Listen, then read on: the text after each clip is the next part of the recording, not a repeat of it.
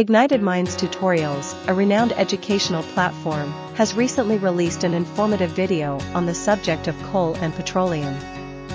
For Class 8 CBSE Science students, coal and petroleum, being crucial sources of energy, hold great significance in today's world. This video aims to provide comprehensive knowledge on these topics to enhance the understanding of young learners. Coal, formed from the remains of plants buried for millions of years, is primarily used for generating electricity. It is also utilized in industries for producing heat and as a reducing agent. The video delves into the types of coal, its formation, and extraction methods. Moving on to petroleum, it is a fossil fuel derived from the decomposition of microscopic marine organisms. Petroleum finds immense usage in various sectors, including transportation, manufacturing, and fertilizers. The video explains the process of refining petroleum and discusses the various byproducts obtained. Furthermore, the video addresses the environmental impact of coal and petroleum usage and emphasizes the importance of adopting sustainable alternatives. Students will gain insights on renewable energy sources, such as solar and wind power, and their benefits in reducing greenhouse gas emissions. In conclusion, Ignited Minds Tutorials video on coal and petroleum for Class 8 CBSE Science students provides a comprehensive understanding of these vital energy sources. Through this knowledge explanation article, students can broaden their knowledge base, become aware of the environmental impact, and develop a deeper appreciation for sustainable energy solutions.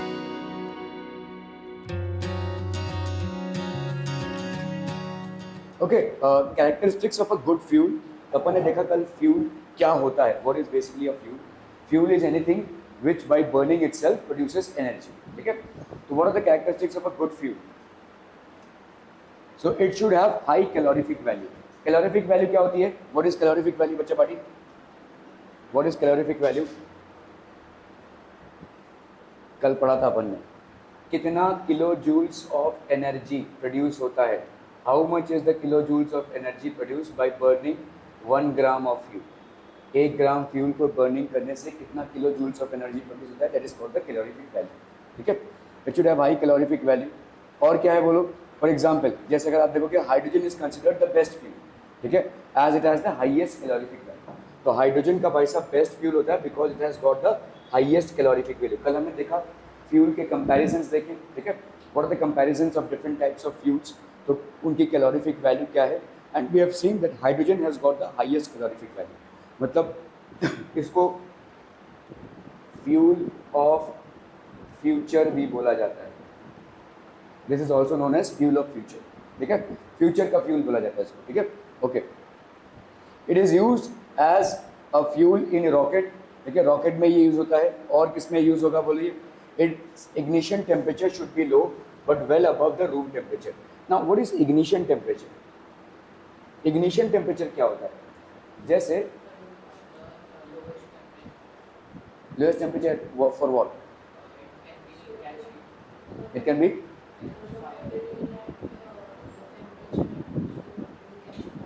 catch fire, मतलब जलना चालू हो. ठीक है, हर एक चीज की अलग देखो. जैसे तुम अगर देखोगे ना, ignition temperature फॉर एक मोमबत्ती का अलग होगा और एक गैस बर्नर का अलग होगा. ठीक है, क्या जो गैस बर्नर आपके घर में आता है उससे आप मोमबत्ती जला सकते हैं? आंसर इज नो, क्योंकि उसका इग्निशन टेम्परेचर अलग है. आपको माचिस की तिली से ही इसको जलाना पड़ेगा. ठीक है, इसको आप माचिस की तिली से भी जला सकते हो, गैस बर्नर से भी जला सकते हो. ठीक है, समझ में आ रहा है ये? क्योंकि इसका इग्निशन टेम्परेचर, ये जो बर्नर है वो मीटअप कर रहा है. ये जो बर्नर आप टक टक टक करते हैं, ये बर्नर जो है वो इसका इग्निशन टेम्परेचर मीटअप कर रहा है, लेकिन इसका इग्निशन टेम्परेचर मीटअप नहीं कर रहा है.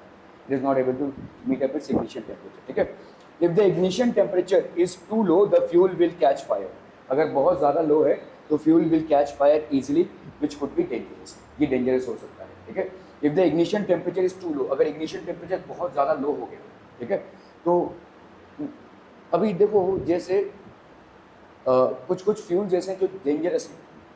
जैसे मैं अगर बोलूँ आपका कि घर में गैस लीकेज हो रहा है, तो फटाफट आपको क्या करना पड़ेगा भाई साहब? पूरा बंद करना पड़ेगा, है ना? क्यों? क्योंकि गैस का इग्निशन टेम्परेचर लो है. आप सोचिए जब वो आप टिक टिक करते हैं तो उसमें होता क्या है? What happens? वहाँ पे दो ऐसे स्टोन्स हैं जो ऐसे ऐसे घिसते हैं और थोड़ा सा चिंगारी प्रोड्यूस होता है, लेकिन वो चिंगारी काफ़ी है आपके आग लगाने के लिए। मोमबत्ती के लिए वो चिंगारी काफ़ी नहीं है, क्योंकि इसका इग्निशन टेम्परेचर इससे हाई है। ठीक है, समझ में आ रहा है? अभी इग्निशन टेम्परेचर लो हो ये अच्छा है, क्योंकि आपका इग्निशन टेम्परेचर जितना लो होगा उतनी जल्दी भाई साहब वो फ्यूल फायर कैच करेगा। लेकिन एक डेंजर ये भी है कि भाई साहब इग्निशन टेम्परेचर के लो होने में आपका बर्नआउट जल्दी हो सकता है। तो अगर गैस लीकेज हो रहा होगा तो फटाफट से उसको बंद करना पड़ेगा, क्योंकि थोड़ा भी कोई चीज़ अगर गर्म होगा वो फायर कैच कर लेगा। ठीक है, इट विल कैच फायर। ठीक है, क्लियर है? सो इग्निशन टेम्परेचर अगर बहुत ज़्यादा लो होता है, इग्निशन टेम्परेचर लो होना चाहिए, लेकिन बहुत ज़्यादा लो हो गया तो रिस्क हो जाएगा। आपके घर में अगर गैस लीकेज होता है तो गैस का एक स्मेल आता है, right? What is that smell? Actually gas का कोई स्मेल नहीं होता है। आपका जो एलपीजी है ना, उसमें नो स्मेल है, कोई स्मेल नहीं। लेकिन इसमें हम एक सब्सटेंस ऐड करते हैं जिसको हम बोलते हैं इथाइल मरकैप्टन। ठीक है, इथाइल मरकैप्टन बोलते हैं, और इसका एक स्मेल होता है, बहुत स्ट्रॉन्ग स्मेल होता है। थोड़ा सा इसको ऐड करते हैं। ठीक है, एलपीजी गैस में थोड़ा सा इथाइल मरकैप्टन ऐड होता है और इसका बहुत स्ट्रॉन्ग स्मेल होता है, ताकि आप अवेयर हो जाएं और अलर्ट हो जाएं जैसे ही कहीं से लीकेज हो रहा है, क्योंकि इसका इग्निशन टेम्परेचर लो है। आपके घर में अगर कोई भी जलती हुई चीज़ होगी, फट से पूरा फट जाएगा, वैसा पूरा आग लग जाएगा। ठीक है, क्योंकि इसका इग्निशन टेम्परेचर बहुत लो है। ठीक है, इसीलिए इसको कॉम्पैक्ट सिलेंडर्स में रखा जाता है। कॉम्पैक्ट सिलेंडर्स में रखा जाता है। इनफैक्ट सारे फ्यूल्स को कॉम्पैक्ट सिलेंडर्स में रखा जाता है। इग्निशन टेम्परेचर लो होना बहुत खतरा होता है। ठीक है, आपने सुना रहेगा जब गर्मी का मौसम होता है तो काफ़ी सारे व्हीकल्स में आग लग जाती है। ये ऐसा क्यों होता होगा? क्योंकि समझ लो ये फ्यूल टैंक है, लेट्स से ये फ्यूल टैंक है, और इसमें भाई साहब क्या है, पेट्रोल है या कुछ भी है। अगर इसका इग्निशन टेम्परेचर जो फ्यूल है इसका लो हो जाए और ये टैंक गर्म हो जाए तो ये आग लग सकता है। ठीक है, ये सब रिस्क है। इग्निशन टेम्परेचर लो होना अच्छी बात है, जल्दी आग पकड़ेगा, लेकिन ज़्यादा लो हो जाना भी बहुत खतरे से खाली नहीं है। ठीक है, इसीलिए हमको प्रिकॉशंस बरतने पड़ेंगे। Are we clear on this one people? So if the ignition temperature is too low, the fuel will catch fire very easily, which could be dangerous. और ये भाई साहब डेंजरस हो जाएगा। समझ में आ रहा है? ये तो आपका हाई कैलोरीफिक वैल्यू हो, ये तो फ्यूल का रिक्वायरमेंट है। दूसरा, इग्निशन टेम्परेचर लो हो, ये भी रिक्वायरमेंट है, लेकिन इतना ज़्यादा लो भी ना हो कि भाई साहब आगे ना पकड़े। गांव खेड़े में तुमने लकड़ियों से आग जलाते देखा होगा। अभी बारिश का मौसम है, अभी लकड़ी काट के लाओ, आग जलाने की कोशिश करो, बहुत टाइम लगेगा तुमको, क्योंकि अभी क्या हो जाता है, वो लकड़ियाँ भीगी हुई हैं, जिसके वजह से उसका इग्निशन टेम्परेचर बहुत हाई हो गया है। पहले वो मॉइस्चर सूखेगा, उसके बाद उसमें आग पकड़ेगा। अगर तुम सूखी लकड़ियों को लेकर आते हो, फट से आग पकड़ता है, मतलब उसमें भी टाइम लगता है, लेकिन उसमें भी आपका कंपैरेटिवली कम टाइम लगेगा। ठीक है, क्योंकि इग्निशन टेम्परेचर वहाँ पे लो है। Are we understanding this people? तो इग्निशन टेम्परेचर लो होना चाहिए, इग्निशन टेम्परेचर डेफिनेटली लो होना चाहिए, लेकिन इतना भी लो नहीं होना चाहिए कि वो रिस्क हो जाए, फिर वो फ्यूल बहुत रिस्की हो जाएगा। हाइड्रोजन एक बहुत रिस्की फ्यूल है। ठीक है, क्योंकि उसका इग्निशन टेम्परेचर लो है। ठीक है, तो इसीलिए फ्यूल मेंटेनेंस आपका बहुत बहुत ज़्यादा। आप देखोगे, अभी समझ लो जैसे हमारे आदित्य साहब हैं, उनको सिगरेट पीने की आदत है। ठीक है, ये जा रहे हैं भाई साहब कोई पेट्रोल पंप के बाजू से सिगरेट पीते हुए, पेट्रोल पंप वाले पकड़ के को मारेंगे। समझ में आ रहा है? क्यों? क्योंकि भाई साहब वो चिंगारी है, या तो भगाएंगे दौड़ाएंगे उसको, या तो उसको मारेंगे, या तो पुलिस बुलाएंगे उसको अरेस्ट करने के लिए। ठीक है, क्योंकि भाई साहब वो चिंगारी है और वहाँ पे पेट्रोल है, फट से आग पकड़ सकता है, और अगर आग पकड़ लिया तो पूरा पेट्रोल पंप ब्लास्ट हो जाएगा। That could be hugely dangerous. अगर किसी ने बोल दिया ना पुलिस, तो इसको पुलिस कुड एक्चुअली उठा के लेकर जाएगी। समझ में आ रही है? ठीक है, सो क्योंकि इग्निशन टेम्परेचर फ्यूल्स के लो होना अच्छी बात है, लेकिन वो खतरे से खाली नहीं होता है। ठीक है, उसमें भाई साहब आप देखोगे जैसे ट्रक्स, अगर आपने देखा होगा, बड़ा बड़ा टैंकर्स अगर आपने देखा रहेगा, उसमें लिखा रहता है हाईली इन्फ्लेमेबल, मतलब इसमें गैस या पेट्रोल या डीजल भरा रहेगा। ठीक है, हाईली इन्फ्लेमेबल, इससे बच के रहिए। ठीक है, अगर कोई टैंकर पलटी होती है, ठीक है, अगर लेट्स से पलटी हो गई टैंकर रोड पे, पुलिस आकर पूरे रोड को सील कर देती है जब तक भाई साहब उसको पूरा क्लीन ना कर दिया जाए। ठीक है, मतलब समझ लीजिए टैंकर पलटी हो गई, इसमें से जो भी तेल था वो भाई साहब ऑब्वियसली फैल गया, इसको पूरा जब तक क्लीन ना कर दिया जाए तब तक वो रोड जाम रहेगा। मतलब बड़े बड़े टैंकर्स, वाटर टैंकर्स बुलाए जाएंगे और ऐसे स्प्रे किया जाएगा, उसको क्लीन किया जाएगा, तब जाकर भाई साहब वो रोड सुचारू रूप से चालू होगा। क्योंकि ये जो तेल फैला हुआ है, इसमें अगर किसी ने एक सिगरेट की चिंगारी फेंक दी या माचिस की तेली फेंक दी, पूरा रोड जलने लगेगा, और that could be hugely dangerous. ठीक है, तो ये सारी चीज़ें होती हैं। अगर आपके घर में गैस सिलेंडर है या आपके घर में गैस पाइप कनेक्शन है, दोनों के लिए ही बहुत हमको, ठीक है। तो ये सारे इग्निशन टेम्परेचर्स की बातें हैं। क्लियर है? Are we clear on this one people? Ethyl mercaptan मतलब समझ में आ गया। ये तो आपका होता है ताकि आप अवेयर हो जाए। आपके घर में जो गैस पाइप कनेक्शन है, अगर कहीं पे भी स्मेल आ रहा होगा तो बहुत अलर्टली आपको पूरा कनेक्शन बंद करवाना पड़ेगा, क्योंकि वहाँ पर टोल फ्री नंबर रहता है, वो लोग फटाफट आकर पूरा सील कर देंगे जब तक वो रेक्टिफाई ना हो। पाइप से भाई साहब कहीं से भी छेद हो सकता है, कुछ भी हो सकता है। समझ लो पाइप लगा हुआ है और कोई अपने घर में कुछ काम करवा रहा है और उसने एक्सीडेंटली उस पाइप में छेद कर दिया, पाइप से छेद हो गया, भाई साहब पूरा घर ही नहीं, उसके ऊपर वाला नीचे वाला सब ब्लास्ट हो सकते हैं, क्योंकि उसमें से अगर एक चिंगारी भी अंदर चली गई पूरा आग लग जाएगा। ठीक है? So fuels have to be handled very carefully because generally all fuels have a very low ignition temperature. इनका इग्निशन टेम्परेचर बहुत लो होता है। ठीक है? It's superbly low and that is the reason they have to be handled very carefully. ठीक है? Petrol pumps के बाजू में आपको लिखा रहता है स्ट्रिक्टली नो स्मोकिंग या नो गैस लाइटिंग, ऐसा कुछ भी, सब ये सब मना रहता है। ठीक है? क्लियर है? इग्निशन टेम्परेचर का मतलब समझ में आ रहा है? तो आपका दूसरा qualification for a good fuel क्या है कि इग्निशन टेम्परेचर लो होना चाहिए, लेकिन इतना भी लो नहीं कि आप रिस्क में आ जाए। ठीक है? Okay, if ignition temperature is very high the fuel has to be heated for a long time before it can catch fire. जैसे मैंने आपको बोला कि अगर आपको अभी कैंप फायर करना है, अगर आपको भाई साहब लकड़ियां लाकर उसको जलाना है, कुछ भी कर रहे होंगे आप, पका उका रहेंगे कुछ भी, लेकिन अभी सारी लकड़ियां भीगी होंगी, जंगल से आप लकड़ी काट कर लाएंगे और जलाने की कोशिश करेंगे, बहुत टाइम लगेगा। पहले तो बहुत स्मोक निकलता रहेगा, उसके बाद जाके जब वो गर्म होगा तब जाकर, तो इसमें क्या हो गया है, इग्निशन टेम्परेचर बहुत हाई हो गया है, it has become very high. ठीक है? सो इग्निशन टेम्परेचर के ऊपर फ्यूल की एफिशिएंसी होती है। For example fuels like petrol, liquid petroleum gas जो आपके घरों में सिलेंडर्स हैं, are low ignition temperature and can easily catch fire. इसीलिए भाई साहब पेट्रोल और ये फ्यूल्स तो बहुत अच्छे हैं, इनका इग्निशन टेम्परेचर भी सफिशिएंटली लो है, लेकिन प्रॉब्लम ये है कि इनको अगर हमने केयरफुली हैंडल नहीं किया, it can be a cause of massive accident, बहुत बड़ा एक्सीडेंट हो सकता है। ठीक है? क्लियर है? क्योंकि इनका इग्निशन टेम्परेचर बहुत कम है, इतना तक की है कि भाई साहब कहीं से गैस लीक हो रहा होगा और अगर समझ लो आप मतलब कोई कंप्यूटर चल रहा है और वो बहुत गर्म हो गया है, या आपका भाई साहब ये फैन चल रहा है, ये बहुत गर्म हो गया है, ये गैस उसके साथ फायर कैच कर सकता है, फायर हो जाएगा पूरा। ठीक है? क्लियर है? थोड़ा सा कहीं शॉर्ट सर्किट है, वहां पे फायर कैच कर जाएगा। So these are things which can happen. It should have a moderate rate of combustion and should release heat in a controlled manner. Moderate rate of combustion होना चाहिए। Moderate rate of combustion मतलब ठीक है जलते रहे, जैसे मैंने अगर कोई आग जलाई, इतनी आग जली, मुझे खाना बनाने के लिए इतना ही आग चाहिए था, लेकिन अगर बहुत ज्यादा आग जल जाए तो भाई साहब कंट्रोल, भाई खाना क्या जलेगा, घर जल जाएगा, है ना? तो इसीलिए कंट्रोल्ड मैनर में ये आग जलनी चाहिए, जो भी आपका इग्निशन हो रहा है वो कंट्रोल कर सके हम। इसलिए हम हाइड्रोजन को एज अ गैस फ्यूल नहीं यूज कर सकते, वो भाई साहब धड़ाम से पूरा जला देगा। बहुत एक्सीलेंट फ्यूल है, उसका कैलोरीफिक वैल्यू बहुत ज़्यादा हाई है, सबसे हाईएस्ट है। ठीक है? So we can not definitely use it for cooking.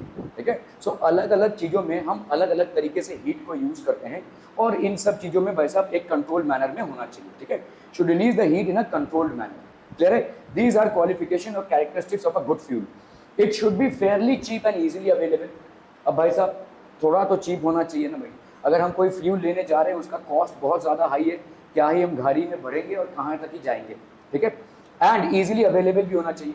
अगर समझ लो पेट्रोल है या डीजल है, यहाँ पे एक टैंक है और समझ लो भाई साहब सीधा अपन पूना में जाएंगे तो दूसरा वाला पेट्रोल टैंक मिलेगा, तो क्या आप गाड़ी खरीदेंगे? नहीं। अगर खरीदेंगे भी तो इलेक्ट्रिक वाली गाड़ी खरीदेंगे, है ना? तब आपके लिए बहुत मुश्किल हो जाएगा भाई, अगर इजीली अवेलेबल नहीं होगा पेट्रोल टैंक। भाई साहब अगर मुझे पूना गाड़ी में पेट्रोल भरने के लिए तो आते आवन जावन में खत्म हो जाएगा, है ना? So we have to see that it is easily available as well. ठीक है? सो ये सारे कैरेक्टरिस्टिक्स हैं। ठीक है? Fairly cheap, a fuel may have very high calorific value, but if it is expensive and not easily available, it cannot be used in a day-to-day basis. बहुत high calorific value है लेकिन बहुत expensive भी है, और साथ ही साथ भाई साहब इसका इजीली अवेलेबल नहीं है। जैसे हाइड्रोजन भाई साहब एक फ्यूल है। ठीक है? तो इस तरह के फ्यूल्स अगर होंगे तो हमको थोड़ी सी तकलीफ हो जाएगी। ठीक है? क्लियर है? Okay. It should be safe to handle, store and transport. जैसे आपको बताया मैंने अभी, ऐसे गाड़ियों में देखो लिखा रहता है highly inflammable, be careful, caution, ऐसा लिखा रहेगा। ठीक है? सो ये आपका भाई साहब आप safe, it should be safe to handle, it should be safe to handle, मतलब इसको हम सेफली हैंडल कर सकें, स्टोर कर सकें और ट्रांसपोर्ट भी कर सकें। जैसे अभी आपके घरों में जो गैस पाइपलाइन से गैस आ रहा है वो कहाँ से आ रहा है, कहाँ से आ रहा है, मतलब सिलेंडर की बात नहीं कर रहा, जो गैस पाइपलाइन से गैस आ रहा है वो कहाँ से आ रहा है, पाइप से आता हुआ रहेगा, है ना, मेन सेंटर से पाइप से होता हुआ आ रहा है। तो आप देखो ईजिली ट्रांसपोर्ट हो रहा है। आज की तारीख में गवर्नमेंट बोल रही है कि भाई साहब गैस पाइपलाइंस हो जाने चाहिए, हमारा कॉस्ट बचेगा भाई साहब। इतने सारे जो शॉप्स हैं जहाँ पे भाई साहब इतना सिलेंडर इतना आयरन लगता है सिलेंडर को मैन्युफैक्चर करने में, वो आयरन बच जाएगा। प्लस इन आयरन्स को जो इधर से उधर ले जाना पड़ता है, ये जो सिलेंडर्स ले जाने पड़ते हैं, इनका कॉस्ट बचेगा, है ना। ऊपर नीचे कर रहे हैं भाई साहब लोग, इसको बार बार खोल रहे हैं फिर लगा रहे हैं, ये भी बचेगा। ये सारी चीज़ें बचेगी, है कि नहीं ये। और प्लस कम से कम 2 सिलेंडर तो आपको चाहिए। ये जो आपका घर में स्टोरेज स्पेस है भाई साहब, आप मुंबई में रहते हैं, which is having the highest cost of living in India, ठीक है। मतलब यहाँ पे 1 स्क्वायर फुट ज़मीन भी आपको 40,000 रुपये में आएगी, है ना। तो ऐसे जगहों पे अगर आपने 2 सिलेंडर रख दिया है तो वो स्पेस तो जा रहा है ना भाई, ठीक है। So these are things which cause inconvenience. तो इसकी जगह पे अगर हमने गैस पाइपलाइन बिठा दिया तो वो अपने आप आता रहेगा, खोलने लगाने की झंझट नहीं है, मीटर के हिसाब से आपको पैसा भरना पड़ेगा, and so on and so forth. Are we clear, ठीक है, okay. So it should be safe to handle, store and transport, okay. It should not cause pollution on burning. ज़्यादा पोल्यूशन अगर कोई कॉज करा तो ये बहुत बड़ा कंसर्न हो जाएगा, ठीक है। नॉट पोल्यूशन, जैसे आपका एलपीजी गैस है, उतना ज़्यादा पोल्यूशन ये कॉज नहीं करता। एलपीजी गैस जिसमें आप खाना वाना बनाते हैं, ये आपका उतना ज़्यादा पोल्यूशन कॉज नहीं करता, लेकिन आपके पेट्रोल डीजल ये सब पोल्यूशन कॉज करते हैं, ठीक है। अभी हमारे पास उपाय नहीं है तो हमको करना पड़ेगा, ठीक है। तो ये पोल्यूशन का लेवल भी हमको चेक करना पड़ेगा। It should undergo complete combustion and should be controllable. Complete combustion मतलब क्या होता है, पूरा जले, ठीक है, और कंट्रोल कर सकें हम इसको। मतलब कंट्रोलेबल मतलब आप जब गैस का नॉब घुमाते हैं तो उसको कंट्रोल कर सकते हैं ना, कितना फ्लेम चाहिए आपको, ठीक है। और कंप्लीट कंबस्शन हो। किसी लकड़ी को जलते देखा है आपने, कभी कभी आप देखेंगे कि यहाँ तक जला और फिर रुक गया, ऐसा देखेंगे, ठीक है। कोई भी कारण हो, कभी किसी ने पानी डाल दिया या उसको हवा नहीं मिला, जो भी है ये रुक गया, तो इसका मतलब ये क्या हो गया, कंप्लीट कंबस्शन नहीं हुआ, ठीक है।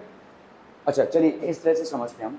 आपका ये समझ लो गैस बर्नर है, इसमें आपको होल्स दिखते हैं, right, there are holes.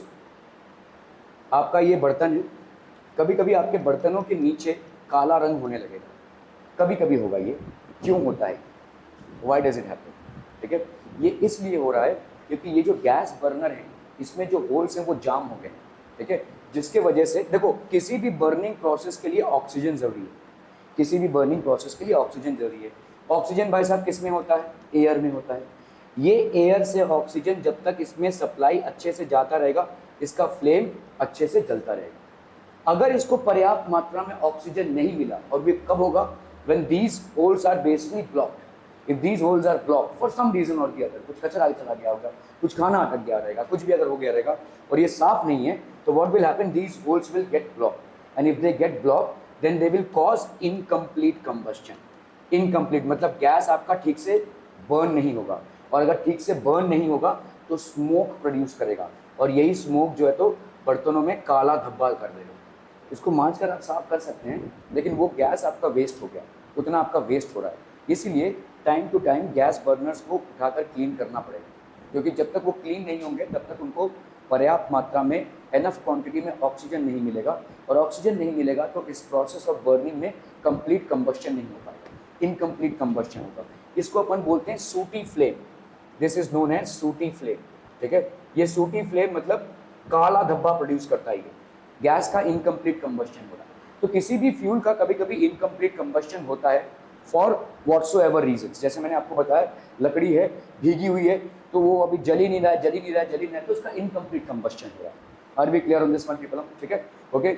It should undergo incomplete combustion and should be controllable. मैं जब कॉलेज में था तो हमारे मतलब वेस्ट बंगाल के उधर एक रीजन है, वहाँ पे बहुत बाढ़ आई थी। तो बाढ़ आई थी तो लोग अस्त व्यस्त हो गए थे, गांव वगैरह सब डूब गए थे। तो ये सब लोगों को शिफ्ट किया गया था शहरी इलाकों में, और शहरी इलाकों में इनके लिए कैंप्स लगाए गए थे। तो हमारे कॉलेज से कुछ वॉलंटियर्स गए थे, मैं भी गया था उसमें, कि हम खाना बनाकर, खिचड़ी वगैरह बनाकर इनको खिलाएंगे, ठीक है। ये हमारा, तो हमको अलग से जो गवर्नमेंट हाउसेस होते हैं, सर्किट हाउसेस होते हैं, वहाँ पे हमको रहने की व्यवस्था दी गई, हमको सारा सब कुछ दिया गया, और हमको बोला गया कि आप अगर खाना बना रहे हैं, कितना खाना बनाएंगे, ये सब हमने उनको दिया। उन्होंने बोला ये साइट्स हैं, यहाँ पे आपको जाना पड़ेगा, हम आपको गाड़ी दे रहे हैं, उसमें आप अपना कंटेनर लोड कीजिए और जाकर डिस्ट्रीब्यूट कीजिए, we are absolutely fine. Problem ये हुआ कि जब हम खाना बनाने जा रहे हैं, ऑब्वियसली गैस नहीं था, तो हमको लकड़ियों से खाना बनाना पड़ेगा। ये जो लकड़ियाँ ये सब भीगी हुई थी, मतलब आप समझिए कि 5 बजे से, सुबह के 5 बजे से आप लकड़ियों को जलाना चालू करते हैं, तब जाकर 8 बजे तक ये आग पकड़ते हैं। तो इतना बड़ा एक भाई साहब ये था बोलता, जिसमें लकड़ियाँ रखते थे अपन, और उसके ऊपर ऐसा बड़ा बड़ा ये रहता था, कढ़ाई रहती थी जिसमें खिचड़ी बन रही है। लेकिन वो 5 बजे से हमको, और उस 5 बजे से 8 बजे तक सिर्फ स्मोक ही स्मोक निकलता है, स्मोक ही स्मोक निकलता है। तो इतना टाइम लग जाता है। वही लकड़ी अगर सूखी होती तो फटफट आग पकड़ती थी। तो ये इग्निशन टेम्परेचर की वजह से होता है। आपको हम इसको बोलते हैं इनकम्प्लीट कम्बस्शन। जिस फ्यूल में रेसिड्यू बचता है उसका इनकम्प्लीट कम्बस्शन हो रहा है। किसी भी फ्यूल में अगर रेसिड्यू बचता है तो उसका इनकम्प्लीट कम्बस्शन हो रहा है। जैसे मैं अगर बोलूँ आपको कि लकड़ी है, जब जलती है तो क्या निकलता है, राख मिलता है आपको, यू गेट ऐश। इसका मतलब पूरा जला नहीं है ना, वो ऐश बच गया है, ये तो बच जला नहीं इसका मतलब। लेट्स से अगर आपने पेपर को जलाया, आपको ऐश मिलेगा, ठीक है, this is also fuel, paper भी फ्यूल है पैसा, लेकिन वो ऐश मिलता है। जितना ज़्यादा किसी क्वांटिटी में ऐश मिलेगा या रेसिड्यू मिल जाएगा, उसका भाई साहब उतना ही इनकम्प्लीट कम्बस्शन हो रहा है। सारे जितने भी गैसेस हैं almost they are good fuels because they do not leave any residue, उनका कोई रेसिड्यू नहीं बचता है। इनफैक्ट आपके पेट्रोलियम, केरोसिन या आपका डीजल, इनका भी कोई रेसिड्यू नहीं बचता है। आपके गाड़ी में पेट्रोलियम खाली तो खाली, पूरा खाली हो जाएगा, वो पूरा जल चुका है, पूरा यूज हो चुका है।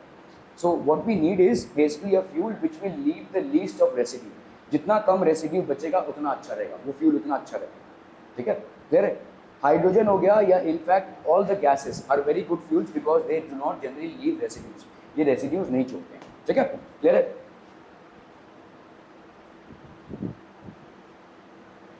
एडवांटेजेस ऑफ गैसियस फ्यूल्स, ठीक है। तो आपका भाई साहब देखो ये गैसियस फ्यूल्स है, ये आपका रोड है, देखो हम जो गैसियस फ्यूल्स यूज करते हैं, इनका एडवांटेज पहला क्या है कि इनका ट्रांसपोर्ट बड़ा आसान है। आज की तारीख में तो भाई साहब गैस पाइपलाइंस हो गए आपके घर में, ये आपका मीटर लगा रहता है, देखो यहाँ से भाई साहब आपका गैस आ रहा है, ये मेन लाइन है जो आपके मेन सेंटर से आ रहा है, MGL से आ रहा है भाई साहब, ये आपका आएगा यहाँ से। एक स्टॉप वाल्व होता है, ये हर बिल्डिंग में आपको मिलेगा, एक स्टॉप वाल्व होता है जहाँ पे अगर आप उसको बंद कर देंगे तो पूरे बिल्डिंग का गैस लाइन बंद हो जाएगा, ठीक है, फॉर सिक्योरिटी पर, और तब आकर लोग रिपेयर करेंगे और वो चले जाएंगे, ठीक है।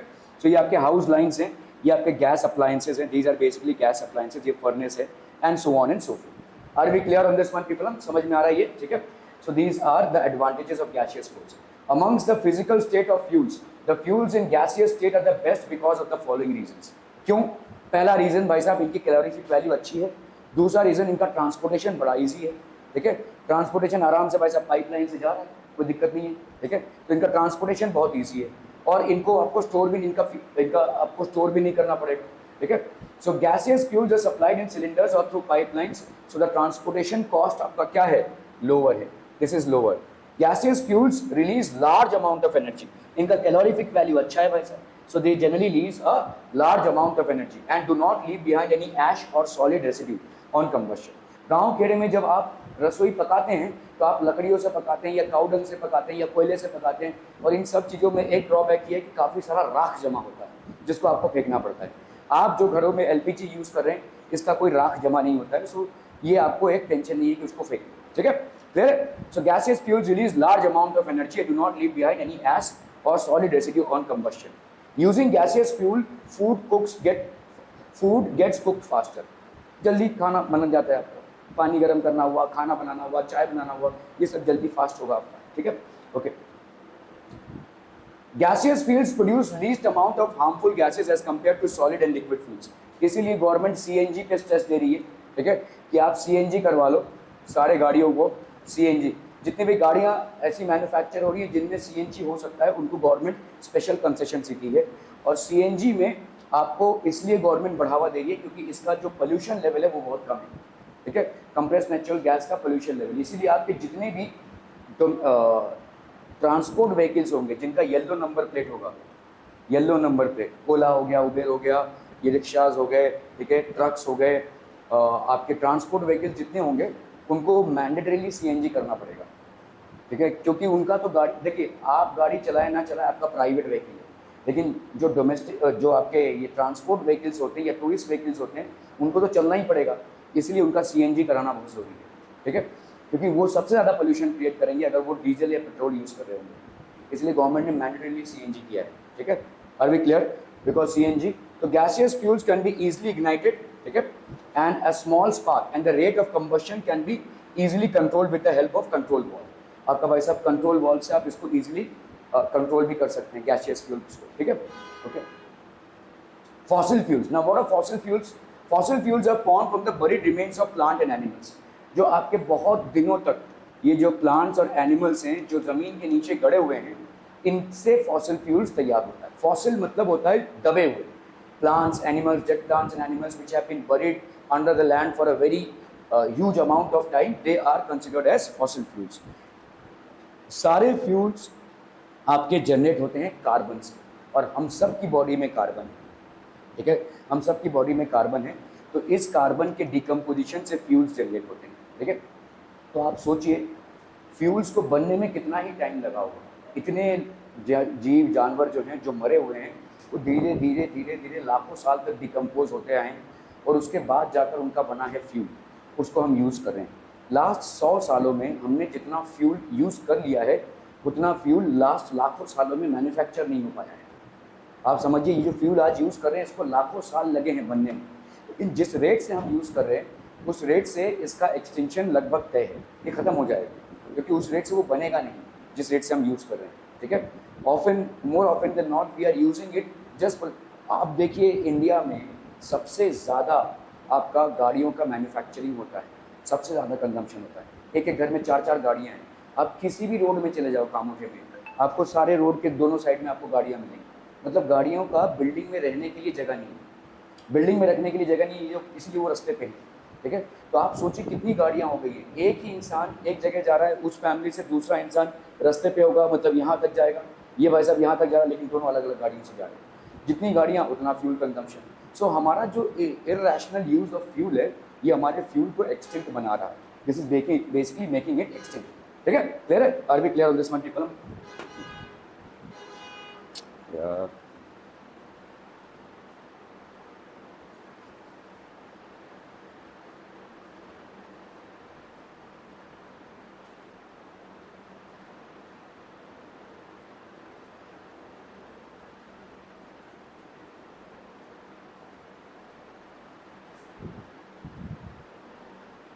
Okay, so fossil fuels are what people, जैसे coal हो गया, oil हो गया, these have been formed under in the bowels of earth by the decomposition of dead plants and animals, ठीक है।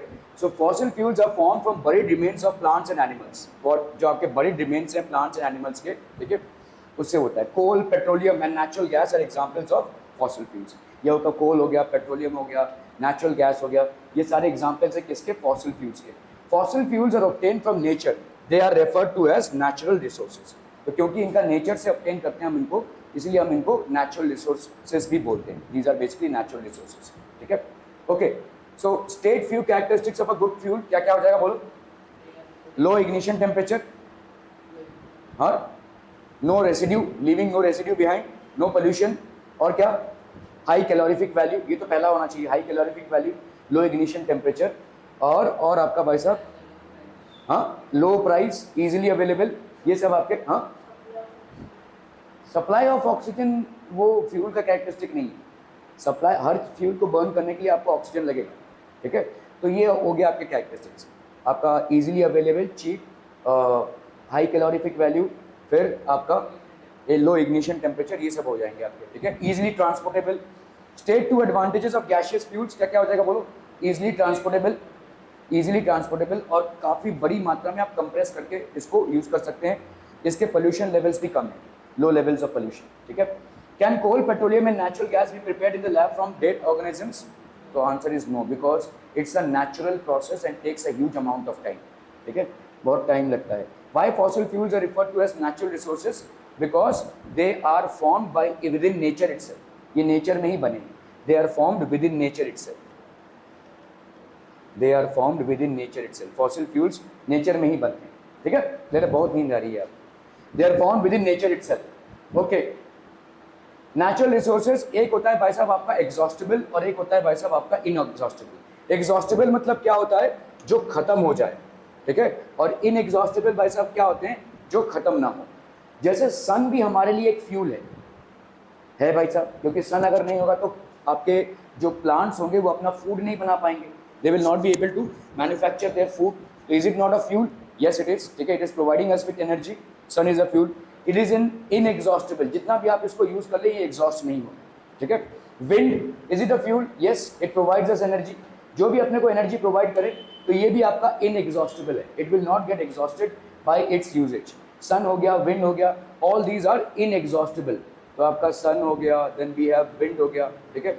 एग्जॉस्टेबल में क्या क्या हो जाएंगे बोलो, what are that? Exhaustible, exhaustible जैसे जो खत्म हो जाए, जैसे आपका भाई साहब फ्यूल, ठीक है, फ्यूल हो गया भाई साहब आपका बंद है, क्लियर है। फ्यूल आपका जितना भी एग्जॉस्टेबल होता है, एग्जॉस्टेबल रिसोर्सेज क्या क्या हो जाएंगे, जैसे फ्यूल आपका जितना भी, हाँ, वाइल्ड लाइफ रिसोर्सेज, ये सारे आपके भाई साहब, ठीक है, okay. These are resources of which there is a limitless supply. इनका भाई साहब लिमिटलेस सप्लाई होता है, सच एज सनलाइट, इसका लिमिटलेस सप्लाई है भाई साहब। फिर क्या है भाई साहब आपका एयर, लिमिटलेस सप्लाई है, ठीक है। So these are resources whose supply is limited. अभी कुछ सप्लाई होते हैं जो लिमिटेड होते हैं, जैसे भाई साहब आपका फॉरेस्ट हो गया, ठीक है, फॉरेस्ट हो गया। फिर आपका भाई साहब वाइल्ड लाइफ हो गया। कोल, इसका भी लिमिटेड रिसोर्सेज है। Coal is graded on the basis of heat obtain from them. Coal का भाई साहब वैल्यूएशन कैसा होता है, कितना हीट हमको मिल रहा है, ठीक है। Coal is graded on the basis of heat obtained from them, कितना हीट उससे मिल रहा है, ठीक है। तो कोल में आपका क्या क्या हो जाएगा बोलो, अलग फॉर्मेट्स ऑफ कोल है। आप जितना नीचे जाएंगे उतना अच्छा कोल आपको मिलेगा, ठीक है। So we have anthracite, bituminous coal, then we have lignite, then we have peat, ये अलग अलग फॉर्मेट्स ऑफ कोल है। इनकी कैलोरीफिक वैल्यूज अलग अलग होती है, इनका फॉर्म और स्ट्रक्चर भी अलग अलग होता है, ठीक है। सो पीट is the first and anthracite is the best, ठीक है। पीट आपका सबसे लो कैलोरीफिक वैल्यू होता है, जो आपको थोड़े से नीचे जाने में ही मिलता है, और एंथ्रासाइट जो होता है वो बहुत डीप डाउन जाने में मिलता है। उसको बोलते हैं charcoal, that is not known as coal, that is known as charcoal, ठीक है। अगर लकड़ी को हम जला रहे हैं लिमिटेड सप्लाई ऑफ एयर में, पूरा ऑक्सीजन उसको अगर नहीं देते हैं तो वो बनता है चारकोल, ठीक है। तो हवन में जो डालते हैं ना, देखो ये पूजा भंडार में भी आपको मिल जाएगा, छोटे छोटे लकड़ी के टुकड़े होते हैं, काला कलर का होता है। कभी कभी आप डिशेस में स्मोकी फ्लेवर देने के लिए, आप जब रसोई बना रहे हैं उसको स्मोकी फ्लेवर देने के लिए भी कभी कभी देखोगे एक कटोरी में आपने घी डालकर उसको रख दिया और उसको कवर कर दिया, तो स्मोक काफ़ी प्रोड्यूस होगा और वही स्मोक का फ्लेवर आपके खाने में भी आता है।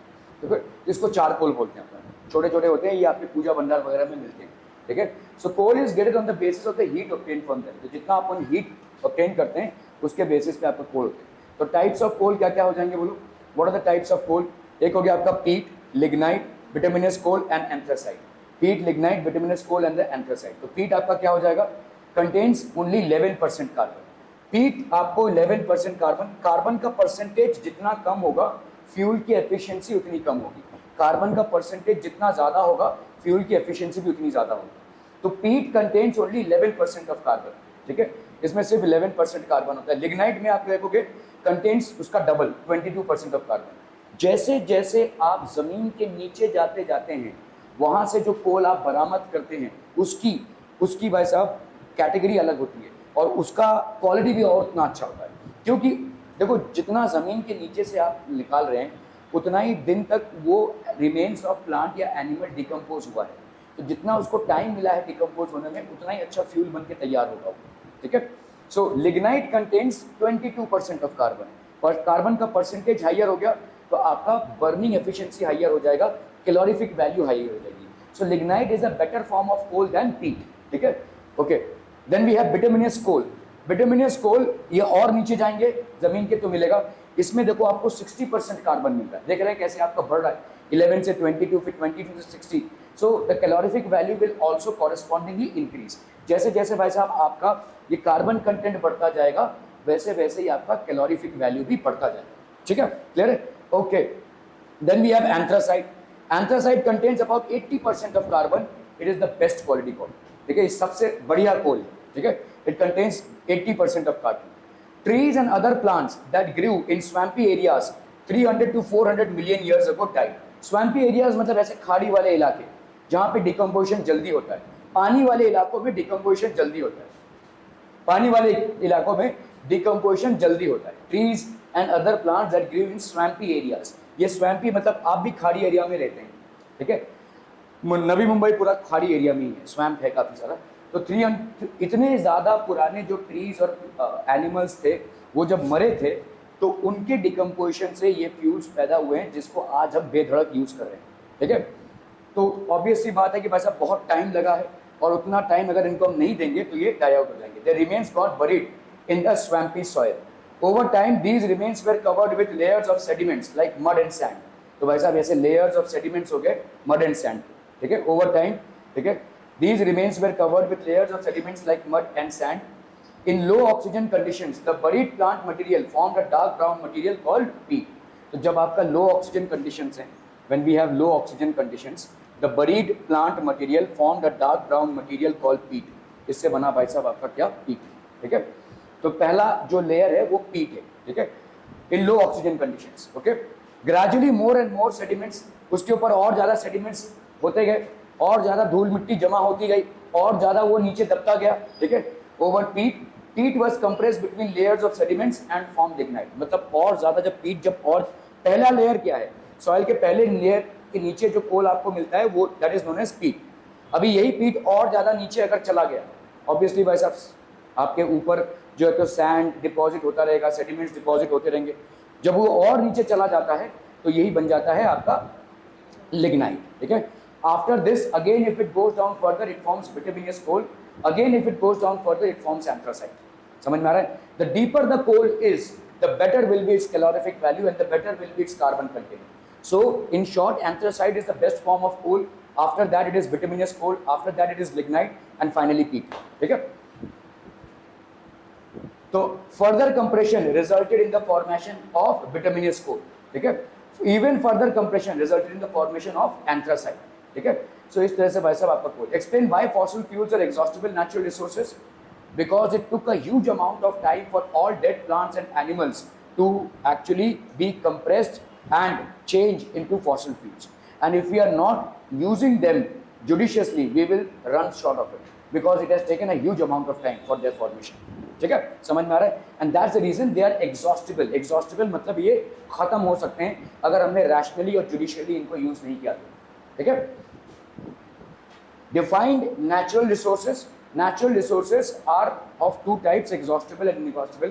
Whatever we get from nature, okay, which can be used as a source of energy, is known as natural resources. So we have two sorts of natural resources. One is exhaustible and the other one is inexhaustible. Inexhaustible formats are, let's say, solar energy, wind energy. All these are basically inexhaustible. Okay? Exhaustible, tidal energy, जो समुद्र के waves होते हैं, ये भी भाई साहब आपका इनएग्जॉस्टिबल है. एग्जॉस्टिबल फॉर्मेट्स आर जैसे आपका coal, petroleum, these are all exhaustible. Natural gas, these are exhaustible formats of energy. Name the best quality coal. क्या हो जाएगा यहाँ पे? एंथ्रासाइट. ठीक है, anthracite. Explain the formation of coal. Coal is form from the dead remains of plants and animals. ठीक है, as we go deeper and deeper we get better qualities of coal. Coal is generally of four formats: anthracite, bituminous coal, lignite, and peat. Peat is the lowest format, having the lowest calorific value, and anthracite is the best format. Anthracite has the highest percentage of carbon, which is close to 80%, and peat has the lowest quantity of carbon, which is close to around 11%. The deeper we go, the better format of coal we are obtaining. Peat, when it gets compressed, it forms into lignite. It gets compressed further, it changes into bituminous coal. It gets compressed further, it changes into anthracite. Are we clear? Clear on this one? Okay. चलिए अभी हम बात करते हैं भाई साहब कोल की. ठीक है, कोल की. तो कोल में आपने देखा 4 वैरायटीज हैं. We have got 4 varieties in coal. Coal is processed further to obtain useful materials. इससे हम कुछ useful materials डिजाइन करते हैं. जैसे हो गया आपका कोक. ठीक है, then we have basically coal gas. Then we have coal tar. ठीक है, तो कोक क्या होता है? कोल को हम फर्दर प्रोसेस करते हैं. ठीक है, ये जो कोल अपन ने निकाला है, कोल अपन ने जो निकाला हुआ है, इसको फर्दर प्रोसेस करते हैं कोक, कोल गैस और कोल टार में. ठीक है, दीज आर ऑल्सो फ्यूल्स, ठीक है। हमारे ज़रूरत के हिसाब से हम फ्यूल की डिज़ाइनिंग करते हैं, ठीक है। So what is Coke? Coke is what, this is basically Coke, it is tough, porous and black substance. Tough होता है, पोरस होता है, पोरस होता है मतलब भीग सकता है, ये इसके अंदर चीज़ें जा सकती हैं, मतलब पानी उनी इसके अंदर जा सकता है, ठीक है। Porous and black substance, it is an almost pure form of carbon, almost pure form of carbon है, ठीक है। Coke is use in the manufacture of steel and extraction of many metals, जहाँ पे बहुत ज़्यादा हीट की ज़रूरत पड़ती है, जैसे स्टील, स्टील होता है किससे? आयरन से। आयरन बनता है आपके बड़े बड़े ब्लास्ट फर्नेसेस में, ये ऐसे आपके ब्लास्ट फर्नेसेस होते हैं, बहुत बड़ी तादाद में बहुत बड़े हीट की ज़रूरत पड़ती है, और इसी के लिए आपको वहाँ पे as a raw material coke की ज़रूरत पड़ेगी। इस हीट को आप इलेक्ट्रिसिटी से जनरेट करने जाओगे, बहुत खर्चा आएगा। इस हीट को आप किसी और तरीके से जनरेट करने जाओगे, बहुत खर्चा आएगा, इसीलिए हम कोक को यूज़ करते हैं। That's the reason we use coke. So coke is used in the manufacture of steel and in the extraction of many metals including iron, including aluminum and so on and so forth. Coal gas क्या होता है? देखो, coal gas was used for street lighting for the first time in London in 1810 and in New York around 1820. Street lighting आज की तारीख में तो street lighting solar light से चलता है, पहले के ज़माने में भाई साहब स्ट्रीट लाइटिंग जो होती थी इस तरीके की होती थी, और यहाँ पे कोल, आपका भाई साहब कोल गैस यूज़ होता था। तो ऐसे गैस कनेक्शन होते थे इसके, और इसमें से कोल गैस जलता रहता था, सारी रात यही जलती थी, ठीक है। So that is called street lighting में ये यूज होता था पहले, ठीक है। ओके, कोल टार क्या होता है वैसा? वैसा कोल टार होता है, इसका एक स्मेल आता है। आप देखोगे जब रास्ते बनते हैं तो एक स्मेल आता है, देखो उसको जलाते हैं तो वो कोल टार है। वो जो डामर होता है ना, डामर, वो कोल टार है, ठीक है। डामर इज बेसिकली कोल टार, ठीक है। So this is coal tar. It is black thick liquid with a very unpleasant smell. Products obtained from coal tar are used as starting materials for manufacturing various substances such as, ठीक है, we have drugs, many drugs are produced, many मतलब बहुत सारे medicines produce होते हैं, many synthetic dyes मतलब coloring materials होते हैं। तो आपके कॉटन में, वुल में जो कलर चढ़ता है वो काफ़ी टाइम कोल टार से चढ़ता है, ठीक है। That is basically from coal tar. Naphthalene balls जो आप बेसिकली कपड़ों के में रखते हो ताकि उसमें बैक्टीरिया वगैरह ना आए, ठीक है। Naphthalene balls are also basically, ठीक है। Okay, then we have explosives, इसमें भी कोल टार का यूज होता है, ठीक है। देन वी हैव पेंट्स, इसमें भी कोल टार का यूज होता है, ठीक है। So formation of petroleum and natural gas, so we have seen the story of coal, 4 formats, और कोल को अपन अलग अलग चीज़ों से, मतलब हम कोल गैस, कोल टार, और इस तरह से हम अलग अलग करके we can use coke, coal gas and coal tar. Coal को हम मॉडिफाई करते हैं 3 चीज़ों में, क्या क्या है? Coke, coal gas and coal tar. Coke के 4 फॉर्मेट्स हैं, बेस्ट इज एंथ्रासाइट एंड मतलब द वर्स्ट तो नहीं बोलेंगे, मतलब द, ठीक है, जो लीस्ट कैलोरीफिक वैल्यू है वो है आपका पीट, ठीक है, क्लियर है? Okay, formation of petroleum and natural gas, ठीक है। पेट्रोलियम और नेचुरल गैस बेसिकली बनता कैसे है? Over a period of million years what has happened is, over a period of million years tiny marine organisms died and settled on the ocean floor. So ऐसे tiny marine organisms basically मर गए थे और ये settled on the ocean floor, और धीरे धीरे धीरे धीरे ओशन फ्लोर के और नीचे जाते गए, और नीचे जाते गए, उनके ऊपर भाई साहब कंप्रेशन बढ़ता रहा, और धीरे धीरे धीरे धीरे ये डिकम्पोज होकर क्या बन गए? फ्यूल्स बन गए, ठीक है, which we are using it extensively. तो आप देखोगे फ्यूल्स आप ज़मीन से भी निकालते हो और सी के नीचे से भी निकालते हो, क्योंकि सी के नीचे तो भाई साहब डिस्टर्ब भी नहीं हुआ है ना वो तो, जैसे यहाँ से अगर आप निकालने जाओगे तो बहुत बड़ा यूनिट आपको निकालना पड़ेगा, ठीक है। लेकिन सी के नीचे तो बहुत सारे ऐसे, मतलब हमारा सी क्या है, 70% है, तो सी में जो फिशेस हैं, जो बड़े बड़े शार्क्स हैं या वेल्स हैं, वो भी मरे रहेंगे, ये जितने भी सी वीड्स हैं वो भी मरे रहेंगे। वो मरने के बाद कहाँ जाएंगे? सी फ्लोर के नीचे जाएंगे। तो क्या सी फ्लोर के नीचे काफ़ी सारा पेट्रोलियम होगा? Answer is yes. तो आप देखोगे बहुत सारे पेट्रोल प्लांट्स बनते हैं या फ्यूल प्लांट्स बनते हैं ऑन सी, क्योंकि सी में अनडिस्टर्ब्ड है। हमारे यहाँ पे डिस्टर्ब हुआ रहेगा, लेकिन वहाँ पे तो अनडिस्टर्ब्ड है, वहाँ से हम फ्यूल्स निकाल सकते हैं, ठीक है। Okay, so tiny marine organisms died and settled on the ocean floor. Over time this layer of dead organisms was covered beneath sediments. तो ये भाई साहब नीचे दबता गया सेडिमेंट्स के नीचे, ठीक है। Okay, enormous heat and pressure transformed these remains to petroleum and natural gas। इनको काफ़ी सारा हीट मिला और प्रेशर मिला, और धीरे धीरे ये किसमें कन्वर्ट हो गए? नेचुरल गैस में और पेट्रोलियम में। पेट्रोलियम तो इम्पॉर्टेंट है ही, नेचुरल गैस भी बहुत एक्सीलेंट फ्यूल है, बहुत ही एक्सीलेंट फ्यूल, ठीक है, जिसको मार्श गैस भी बोलते हैं। Okay, Rising through porous rocks like sandstone, petroleum and natural gas reached a layer of impermeable rock and were trapped below it. तो एक रॉक के नीचे होते हैं, यहाँ पे होता है इनका। जब आप ड्रिल करते करते अंदर तक जाते हो ना, ऐसा ड्रिलिंग मशीन चलाते हैं और ये पाइप भाई साहब अंदर तक लेकर जाते हैं, जैसे यहाँ पे पहुँचता है तो ये फवारे से भाई साहब बाहर निकलता है। हम प्रेशर क्रिएट करते हैं और ये फवारे से बाहर निकलता है, क्योंकि ये ट्रैप हो गया है, ठीक है, रॉक्स के बीच में ट्रैप हो गया और इसी को अपन निकाल रहे हैं, ठीक है, और यूज कर रहे हैं। So which is the purest form of carbon?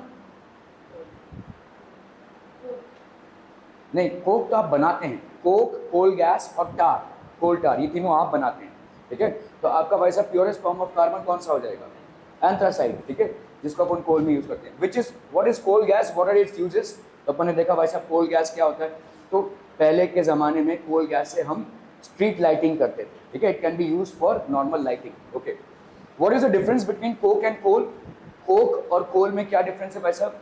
कोल से ही बनता है Coke, Coke is a format of Coke, और कोक की कैलोरीफिक वैल्यू काफ़ी ज़्यादा होती है, ठीक है। हम इसको बनाते हैं, ये पोरस मटेरियल है, it is very porous and it is generally use in industrial purposes for extraction of metals and all, ठीक है, क्लियर है? यस, कोक को हम मैन्युफैक्चर करते हैं, कोक को हम बना रहे हैं, मतलब हम उसको बहुत फिल्टर करके स्पेशली डिज़ाइन करके बनाते हैं ताकि वो यूज़ हो सके बड़े इंडस्ट्रियल प्रोजेक्ट्स के लिए, ठीक है। Explain the process of formation of petroleum. तो पेट्रोलियम कैसे बना है? Deep down under the sea और maybe deep down under the rocks, the sediments और the remains of plants and animals have been buried for a long period of time. Due to they being subjected to a high amount of heat and pressure, they got transformed into petroleum, and this is an excellent fuel, ठीक है। So इसमें transformation हुआ है। Okay, refining of petroleum. Refining of petroleum, तो आपका जो petroleum देखो यहाँ से पेट्रोलियम निकल रहा है और ये जो पेट्रोलियम निकल रहा है इसको रिफाइन करते हैं आप, ठीक है, वी बेसिकली रिफाइन इट। ये पंप लगा हुआ है और यहाँ से पेट्रोलियम निकलता है एंड दैट गेट्स रिफाइंड, ठीक है, before it is put to use. Petroleum and natural gas are extracted by drilling through the impermeable rocks.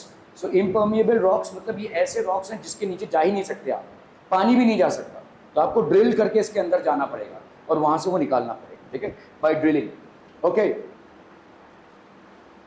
Petroleum और crude oil is a complex mixture of solid, liquid and gaseous hydrocarbons. ये crude oil है basically, ठीक है। It is separated into useful substances through a process called refining of petroleum, ठीक है। It is separated, तो ये petroleum जो है, ठीक है, it is separated into useful substances through a process called refining of petroleum. तो इसको अपन पोरस सब्सटेंसेस में through refining of petroleum use करते हैं। The process of separating the various fractions of petroleum is known as refining. इसको अपन बोलेंगे भाई साहब refining. It is carried out in a petroleum refinery. ये आपका देखो पेट्रोलियम रिफाइनरी, ठीक है। It is in this process petroleum is introduced in a fractionating column. तो पेट्रोलियम को अपन किस में डालते हैं? एक फ्रैक्शनेटिंग कॉलम में डालते हैं।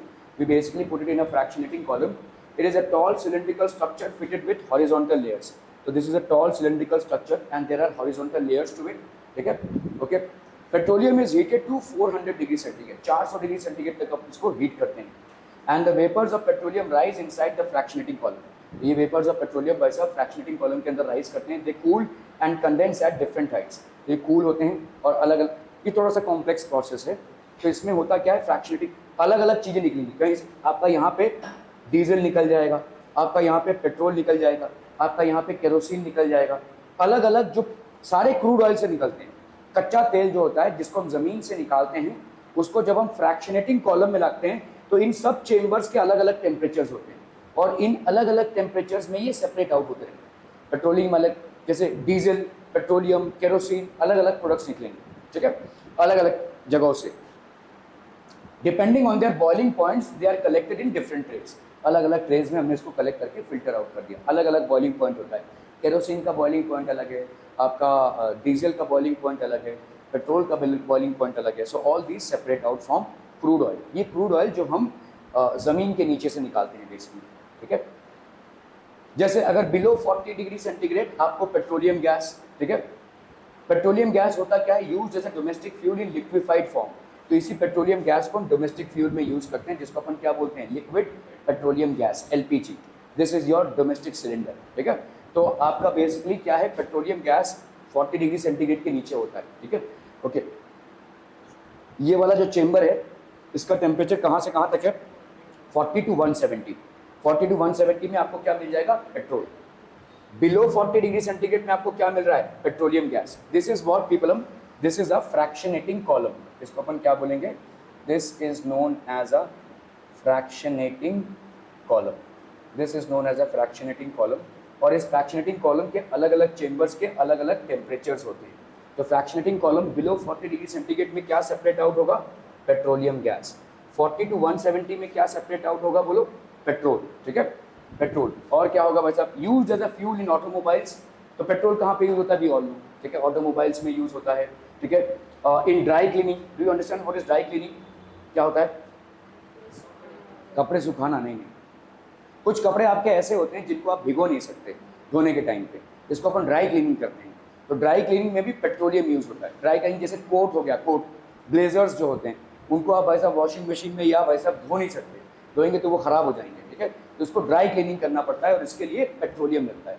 अगर ड्राई क्लीनिंग से कोई भी चीज़ घर में आई रहेगी, थोड़ा सा पेट्रोलियम का बास उसमें से आएगा, you will smell petroleum out of it. ठीक है, एक्सेट्रा एंड वेरियस केमिकल्स। ठीक है, 170 to 250 डिग्री सेंटीग्रेड पे अगर आप इसको लेकर जा रहे हैं तो क्या होता है भाई साहब, केरोसिन। ठीक है, तो यहाँ से केरोसिन निकलता है। केरोसिन पहले ज़माने में बहुत ज़्यादा यूज़ होता था, जब स्टोव्स में खाना पकाया जाता था तब केरोसिन यूज़ होता था। ठीक है, okay, so use as a fuel in lamps and stoves. Ration card अगर आपका होता था पहले के ज़माने में, आप राशन कार्ड से केरोसिन ले आ सकते थे। ठीक है, so use in fuels as a fuel in lamps and stoves. 250 to 350 तो आपको क्या मिल जाएगा भाई साहब, diesel. 250 to 350 degree centigrade you will get diesel. ठीक है, use as a fuel in heavy motor vehicles and generators. तो हैवी मोटर व्हीकल्स में, जनरेटर्स में आपका भाई साहब डीजल यूज होता है। फ्यूल तो गाड़ियों में होता ही है ये। ठीक है, सो अलग अलग टेम्परेचर में अलग अलग चीज़ें बॉयल आउट हो रही है। 350 to 400 डिग्री सेंटीग्रेड में क्या आ रहा है, fuel oil. This is basically fuel oil. So अगर आप देखोगे फ्रैक्शनेटिंग कॉलम में at different temperatures you see different products getting out. ठीक है, and all these are basically products from crude oil and they are use differently in different devices and machines. ठीक है, अलग अलग जगहों पे अलग अलग तरीकों से ये यूज होता है। ठीक है, but all are fuels. Fuel oil for power stations and ships. ठीक है, यहाँ पे यूज होता है। फिर आता है भाई साहब आपका, ये हो गया सेडिमेंट, मतलब ये आपका रेसिड्यू बच गया, इसको लुब्रिकेटिंग ऑयल बोलते हैं। लुब्रिकेटिंग ऑयल मतलब जैसे मशीन्स के पार्ट होते हैं ना, तो मशीन्स के पार्ट वेयर एंड टेयर होते हैं, तो आपको ऑयलिंग करनी पड़ती है। आप जब गाड़ी सर्विसिंग में देते हैं तो वो जो जिस सर्विस सेंटर पे आप देते हो वो लोग करते क्या है, सारे पार्ट्स में ऑयल डालते हैं। ये जो ऑयल है ये लुब्रिकेटिंग ऑयल है। ठीक है, this is basically lubricating oil. जैसे ये शटर है, शटर में भी ऊपर नीचे करते हैं, उसमें तो ग्रीस डालते हैं अपन, लेकिन लुब्रिकेटिंग ऑयल भी डालेंगे तो स्मूथली चलेगा। जब आप ऑयलिंग करते हैं किसी मशीन की, it works smoothly. Where is this oil that you are getting it from? So this is called the lubricating oil, which is a byproduct of the fractionating column. तो इसमें से आप lubricating oil से machines को और ज़्यादा smooth बना सकते हैं, ताकि जो रफ एंड टफ यूजेज हुआ है या वियर एंड टियर हुआ है उसको कवर अप कर सकें एंड इट रन स्मूथली। ठीक है, are we clear on this one? Okay okay okay. Lubricating oil use for lubrication. देखो मशीन्स के बीच में हर समय वेयर एंड टियर होता ही रहता है, घिसते रहते हैं ये। ठीक है, तो अगर आप इसमें अगर तेल डाल देंगे तो it will move smoothly.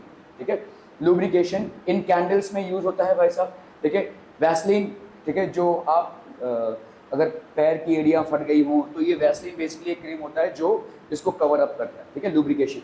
Okay, ointments में यूज होता है, काफ़ी सारे स्किन ऑइंटमेंट्स में, मेकिंग रोड्स में ये यूज होता है lubricating oil. So all these are things which are basically made from lubricating oil, which happens to be a byproduct of manufacture of petroleum. ठीक है, clear है? Okay, what do you mean by refining of petroleum? तो आपका भाई साहब fractionating column से crude oil को जब आप रिफाइन करते हैं, ठीक है, फ्रैक्शनेटिंग कॉलम में जब आप क्रूड ऑयल को डालते हैं तो उसमें से जो पेट्रोलियम निकलता है, ठीक है, that is at a particular temperature petroleum boils out. ठीक है, between 40 to 170। Name various components of petroleum name various components of petroleum and their uses. ठीक है, तो क्या क्या यूजेस हैं भाई साहब आपके पेट्रोलियम के? Where is the process of refining of petroleum carried out in a fractionating column? तो आपने देखा भाई साहब पेट्रोलियम गैस है, then we have petroleum, then we have kerosene, then we have lubricating oil. तो ये सब आपके अलग अलग बाई प्रोडक्ट, ये सब आपके प्रोडक्ट्स हैं जिनको आप अलग अलग तरीकों से यूज करते हैं। ठीक है, natural gas. Now we come to natural gas. What is natural gas? CH4, इसको अपन मीथेन भी बोलते हैं। देखो C है और 4 H है, तो ये रिडन एज CH4। इसको अपन मार्श गैस भी बोलेंगे, ठीक है, मार्श गैस। मार्शी प्लेसेस में ये नेचुरली प्रोड्यूस होता है और काफ़ी एक्सीलेंट फ्यूल है। जो गोबर गैस होता है आपके गांव खेड़े में, जो गोबर गैस प्रोड्यूस होता है वो भी आपका मार्श गैस। हाँ भाई साहब, बत्ती गुल है तुम्हारी, ठीक है, वो भी आपका भाई साहब मार्श गैस है। हम करते क्या है भाई साहब, ये बड़े बड़े चेम्बर्स होते हैं, ये बायोगैस प्लांट होता है। This is basically biogas plant, ठीक है, और इसमें हम सब कुछ डाल देते हैं, जो भी आपका गोबर, घर का कचरा, वेजिटेबल पील्स, आपका फ्रूट पील्स, जितना भी ऑर्गेनिक वेस्ट है, हम इसमें डाल देते हैं। और इसी बायोगैस प्लांट से क्या बनता है भाई साहब, आपका biogas. This biogas is nothing but natural gas, ये आपका नेचुरल गैस होता है, ठीक है। और ये होता है आपका CH4। थोड़ा सा जाओ ना भाई साहब इधर, ठीक है, थोड़ा सा भाई साहब आपका बास आता है, थोड़ा सा इसका बास आता है, otherwise it's an excellent fuel, ठीक है, बहुत एक्सीलेंट फ्यूल है, ठीक है। It has the following main uses. It is use for the generation of electricity. आज की तारीख में इलेक्ट्रिसिटी इससे जनरेट हो रही है क्योंकि हमको बहुत ईजिली अवेलेबल होता है ये, ठीक है। Compressed natural gas is use as a fuel in automobile, CNG जो होते हैं, and is more environment friendly than petrol और डीजल। इसमें pollution as compare to petrol और डीजल बहुत कम होता है। इसीलिए गवर्नमेंट भाई साहब सारे ऑटोमोबाइल मैन्युफैक्चरर्स को बोल रही है कि आप लोग CNG मैन्युफैक्चर कीजिए, ठीक है, okay. CNG is use as a domestic fuel. तो आप देखोगे जितने भी आपके येलो नंबर प्लेट वाले गाड़ियाँ होंगी उनमें आपको CNG लगाना पड़ेगा कंपल्सरी, ठीक है, necessarily, okay. It has the following main uses. It is use in the production of ammonia and hydrogen. तो अमोनिया और हाइड्रोजन के यूज में, प्रोडक्शन में ये यूज होता है। Hydrogen we all know is an excellent fuel and ammonia has its own uses as well, ठीक है। और क्या है भाई साहब आपका, it is use in the manufacturing of steel, steel manufacturing में। It is use in the manufacturing of glass, ठीक है, plastics and other products. Is use in the manufacture of plastic and other products. Limitations of fossil fuel क्या हो जाएंगे, limited availability in nature, ठीक है, ये बहुत लिमिटेडली अवेलेबल है। मतलब हम जिस तरह से इनका यूज़ कर रहे हैं उतने फास्ट रेट से ये प्रोड्यूस नहीं हो रहे, they are not getting produced as fast as they are being consumed, ठीक है, okay. Fossil fuels take millions of years to form. If we run out of the existing stock of these fuels, we will not get fuels in the future. Air pollution is caused due to their use. और fossil fuels का एक disadvantage क्या है कि इसमें air pollution होता है. कहाँ कहाँ चले जा रहे हो, जाओ ना उधर, कर लेंगे, ठीक है. Air pollution is caused to their use. Use of fossil fuels adds many undesirable substances called pollutants in the atmosphere. काफ़ी सारे undesirable substances let's say pollutants होते हैं. दीज पोल्यूटेंट्स एडवर्सली अफेक्ट, तो ये तो हम पढ़ चुके हैं भाई साहब, ठीक है. Pollutants can be in the form of particles और गैसेस, ठीक है. The main air pollutants are carbon monoxide. ये बहुत ही डेंजरस है, it can actually cause death. Problem ये है कि हमारे सिस्टम में जो ब्लड है उस ब्लड में होता है, तो ये हमारे लिए डेंजरस क्यों है. ब्लड में होता है हमारा क्या, ब्लड में होता है हेमोग्लोबिन, और ये हेमोग्लोबिन क्या करता है, ऑक्सीजन को अब्जॉर्ब करता है. लेकिन अगर हेमोग्लोबिन के सामने कार्बन मोनोऑक्साइड आ गया तो ये इसको अब्जॉर्ब करने लगेगा, बिकॉज द एफिनिटी और the attraction of haemoglobin for carbon monoxide is 400 times more than oxygen. 400 गुना ज़्यादा है. हेमोग्लोबिन दोनों को कैच करेगा, ठीक है. अगर एनवायरनमेंट में आपका कार्बन मोनोऑक्साइड आ गया तो हेमोग्लोबिन उसको पहले कैच करेगा. The affinity of hemoglobin to form a compound with carbon monoxide is 400 times more than oxygen. तो होगा क्या, जैसे हम कार्बन मोनोऑक्साइड के एनवायरनमेंट में आ जाएंगे, हमारे ब्लड में कार्बन मोनोऑक्साइड अब्जॉर्ब होने लगेगा. Haemoglobin will try associate with it, oxygen कम होने लगेगी, और अगर ऑक्सीजन का सप्लाई नहीं होगा तो ऑब्वियसली हमारे सारे ऑर्गन्स फेल हो जाएंगे and it can cause death as well, ठीक है. बहुत सारे टाइम पे ऐसा होता है कि किसी गाड़ी में कोई भाई साहब बैठा हुआ है और एसी चलाकर बैठा हुआ है, सो गया, ठीक है. कभी कभी ये एसी के पाइप से लीकेज होता है, और एसी के पाइप्स में कार्बन मोनोऑक्साइड होता है, ये कूलिंग पर्पसेस के लिए होता है. अगर यहाँ से लीकेज हुआ तो पूरे गाड़ी में भाई साहब कार्बन मोनोऑक्साइड भर गया. जो सोया हुआ है उसको मालूम नहीं है, लेकिन अंदर ही अंदर भाई साहब उसका ऑक्सीजन का कमी हो जाएगा and that person might die, ठीक है. ऐसा हो सकता है, ठीक है. तो कार्बन मोनोऑक्साइड के एनवायरनमेंट में एक्चुअली होता क्या है, our body basically ceases to combine with oxygen and it will start to our blood, more precisely, it will start to combine with carbon monoxide in huge numbers and that will render us, हम भाई साहब फेटल हो जाता है हमारी. तो carbon monoxide भी एक फ्यूल के बर्निंग से होता है, ठीक है.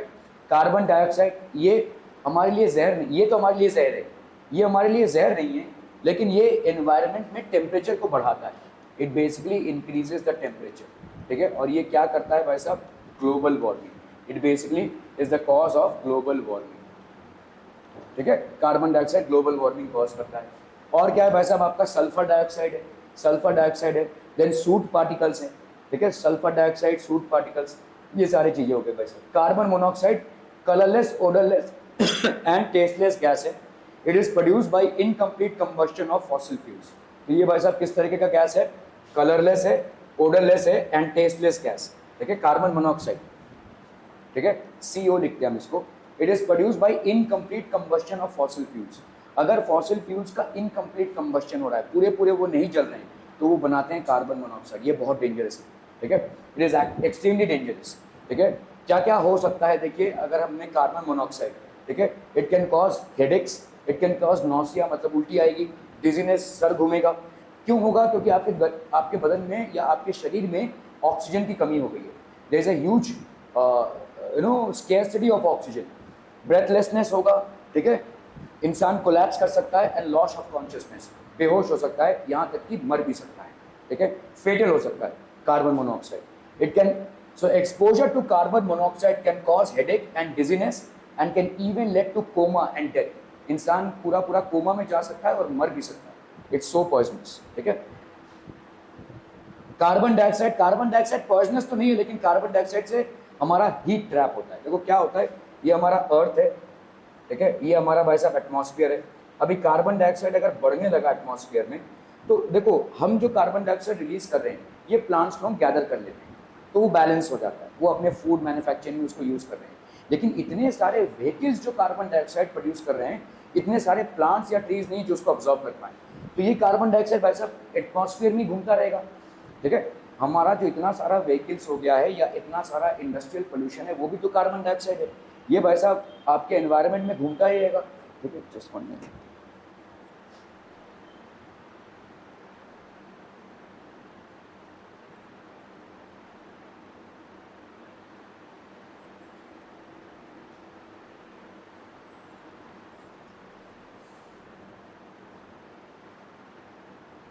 तो ये तो एनवायरनमेंट में घूमता ही रहेगा भाई साहब। ये एनवायरनमेंट में जब घूमेगा तो क्या होगा? देखो ये आ रहा है सन का हीट, सन का हीट ऐसे आया और ये वापस गया, ठीक है। वापस चले जाना चाहिए। थोड़ा बहुत सन का हीट अर्थ में आता है जो ज़रूरी है, ठीक है, और थोड़ा बहुत रिफ्लेक्ट हो जाता है। लेकिन ये जो रिफ्लेक्ट हो रहा है सन का हीट, ठीक है, ये सन का हीट आया यहाँ पे और ये रिफ्लेक्ट हो रहा है। कार्बन डाइऑक्साइड क्या करेगा? इस हीट को जाने नहीं देगा, ट्रैप कर लेगा। इससे क्या होगा? गर्मियाँ बढ़ेगी, और जब गर्मी बढ़ेगी तो क्या होगा भाई साहब? आपके जितने भी ग्लेशियर्स हैं वो मेल्ट होना चालू कर देंगे और सी का लेवल राइज होता जाएगा। Normal melting of glaciers will not affect the sea level rise, but abnormal melting will affect the sea level rise. और अगर सी लेवल राइज होता गया तो क्या हो जाएगा? हमारे लिए रहने की जगह कम होने लगेगी, ठीक है। सो क्या क्या? Carbon monoxide is dangerous for any animal which has got blood. Plants में ब्लड नहीं होता है, ठीक है। ब्लड में आपका भाई साहब होता है हेमोग्लोबिन, और ये हेमोग्लोबिन जहाँ पे भी होगा वो कार्बन मोनोऑक्साइड को ऑब्जॉर्व करेगा, ना कि ऑक्सीजन को। इसका काम है ऑक्सीजन को ऑब्जॉर्व करना, लेकिन इसको छोड़ के ये इसको ऑब्जॉर्व करने लगेगा अगर आप कार्बन मोनोऑक्साइड के एनवायरनमेंट में आते हैं। तो ऐसा कोई भी प्राणी जिसके अंदर ब्लड है और उसके ब्लड के अंदर हेमोग्लोबिन है, तो उसको कार्बन मोनोऑक्साइड के एनवायरनमेंट से खतरा है। समझ में आ रही है? प्लांट्स को खतरा इसलिए नहीं है क्योंकि उनके अंदर ब्लड नहीं है, तो ब्लड नहीं है तो हेमोग्लोबिन नहीं है, ठीक है। कार्बन डाइऑक्साइड एक मात्रा तक प्लांट्स अब्जॉर्ब कर सकते हैं, लेकिन अगर उससे मात्रा बढ़ जाएगी तो क्या हो जाएगा? कार्बन मोनोऑक्साइड आपका एटमॉस्फेयर में बढ़ने लगेगा, और जब ये बढ़ने लगेगा तो टेम्परेचर्स हाई होने लगेंगे। टेम्परेचर्स हाई होने लगेंगे तो आपके जितने भी ग्लेशियर्स हैं वो मेल्ट होने लगेंगे, बर्फ मेल्ट होने लगेगी। बर्फ मेल्ट होकर कहाँ जाएगी भाई साहब? समुंदर में। समुंदर का लेवल बढ़ता रहेगा, मतलब आपको रहने की जगह और कम हो जाएगी। ऐसे ही हमारे पास रहने के लिए 30% लैंड ही है, और उस 30% लैंड में भी ऐसा लैंड है जहाँ पे हम रह नहीं सकते। हिमालयस में हम रह नहीं सकते हैं, ठीक है, वैलीज में हम रह नहीं सकते, रिवर्स में हम रह नहीं सकते हैं, ठीक है। तो कट पुट के भाई साहब शायद हमारे लिए 20% लैंड ही बचता है, और उस 20% लैंड में भी अगर सी आने लगा तो और भी कम हो जाएगा, ठीक है। We will struggle for existence. आप देखिए भाई साहब आज की तारीख में मुंबई में क्या आप अपना एक बंगलो अफोर्ड कर सकते हैं? नहीं। इतनी आबादी हो गई, जाएंगे कहाँ? तो इसलिए हम हाई राइजेस लेकर जा रहे हैं, ठीक है। We are basically increasing the height of our buildings, हम एक के बाद एक ऐसे रह रहे हैं, बिकॉज हमारे पास उतनी जगह ही नहीं बची, जितनी हमारी आबादी है उतना जगह ही नहीं बचा है, ठीक है। सो और इसके ऊपर अगर सी अंदर आने लगा तो और ज़्यादा प्रॉब्लम हो जाएगा, ठीक है। Carbon dioxide levels in the atmosphere have increased due to the widespread combustion of fossil fuels. तो आपका कार्बन डाइऑक्साइड जो लेवल है एटमॉस्फेयर में, ये क्यों इंक्रीज हो गया है? बिकॉज आपके फॉसिल फ्यूल्स बहुत ज़्यादा जल रहे हैं, ठीक है। So this can lead to an increase in the global average temperature. तो कार्बन डाइऑक्साइड की एक प्रॉपर्टी होती है कि वो हीट को ट्रैप करता है, वो बहुत हीट को ट्रैप करेगा, ट्रैप करेगा। अभी तो यहाँ पे 4-5 जन बैठे हुए हैं, लेकिन अगर यहाँ पे 50 जन बैठे रहे तो मुझे एसी लगाना ही पड़ेगा, चाहे बरसात का मौसम भी हो, चाहे जितनी भी ठंडी हो। क्यों? क्योंकि सबका कार्बन डाइऑक्साइड निकल रहा है, और ये कार्बन डाइऑक्साइड क्या करेगा? पूरे हीट को ट्रैप कर देगा, हमारे बॉडी से जो हीट निकल रही है उसको ट्रैप करके रखेगा, और ये गर्म एनवायरनमेंट हो जाएगा, इसलिए एसी चलाकर उसको बाहर फेंकना पड़ेगा उस हवा को, ठीक है। That is the reason we would require ventilation. तो कार्बन डाइऑक्साइड की प्रॉपर्टी है हीट को ट्रैप करना। जितना हमारा कार्बन डाइऑक्साइड एनवायरनमेंट में बढ़ेगा उतना ज़्यादा हीट ट्रैप होगा, और जितना ज़्यादा हीट ट्रैप होगा उतना ज़्यादा ग्लोबल वार्मिंग होगा, और उतना ज़्यादा हम खतरों से जूझेंगे। ग्लोबल वार्मिंग का एक खतरा तो ये है कि भाई साहब ग्लेशियर्स मेल्ट होंगे और समुंदर का लेवल बढ़ेगा। दूसरा खतरा क्या है कि इन पहाड़ों में जो अभी तक ग्लेशियर्स थे, उन ग्लेशियर्स में किस तरह के माइक्रो ऑर्गेनिजम्स हैं हमको मालूम नहीं है, we do not know it. लेकिन जब ये मेल्ट होकर मेन स्ट्रीम पानी में आ जाएंगे तो बीमारियां बढ़ेंगी, और फिर हमारे लिए चैलेंजेस बढ़ेंगे। हमने देखा 2 साल एक तांडव चला हमारे जीवन में, जिसको कोरोना बोलते हैं। एक वायरस ने भाई साहब हमारा सब कुछ अस्त व्यस्त कर दिया। अभी इतने सारे वायरसेस और माइक्रो ऑर्गेनिज्म जब रिलीज होंगे मेन स्ट्रीम में, तब कितनी तबाही मचेगी, क्योंकि we are not aware of them. हम जा जाकर उनको ढूंढ नहीं रहे।